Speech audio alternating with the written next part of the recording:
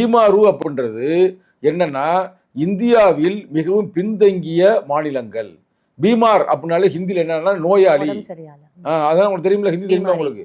அப்ப அந்த பீமாருன்னு அவங்க வச்சு B for Bihar, R for Rajasthan, U for Uttar Pradesh, M for Madhya Pradesh அப்படின்னு பீமாருக்கு அந்த சிஸ்டத்தில் வச்சு இந்த நாட்டில் வந்து பொருளாதார ரீதியாக இங்கே வளர்ச்சி இல்லை, இங்கே வந்து குடும்ப காலம் பெருசாக வளருது, கல்வி சிறப்பாக இல்லை, இவங்களுக்கு ஸ்பெஷல் அட்டென்ஷன் கொடுக்கணும். அது குறிப்பாக ஹிந்தி பெல்ட் அப்படி சொன்னால் புரியும் மக்களுக்கு. நீங்கள் பீமாருன்னா என்னமோ தம்பதம் இல்லாமல் சொல்கிறாருன்னு யோசிப்பாங்க. ஹிந்தி பெல்ட்டில் வந்து இருக்கிறவங்க பூரா அவன் சொல்கிறேன் அவங்க வந்து அறிவு சார்ந்து கொஞ்சம் குறைவாக இருப்பார்கள். ஆனால் அந்த காலத்தில் பீகாரில் தான் புரட்சியாளர் அம்பேத்கருடைய தலைவராக இருந்த புத்தர் வந்து அங்கே தான் நாணோதயம் அடைஞ்சார். அது வேறு பிரச்சனை. ஆனால் அவங்க சொல்கிறேன், சிஸ்டர் சொல்கிறேன், அது உண்மைதான். அங்கே வந்து நிறைய மக்கள் தொகை இருக்குமே தவிர ஒரு வளர்ச்சி இருக்காது.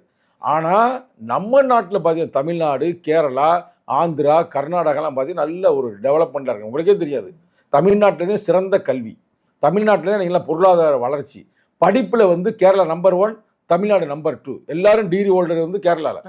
ஆனால் உத்தரப்பிரதேசில் 10 பேருக்கு ஒருத்தன் படிச்சிருப்பேன்.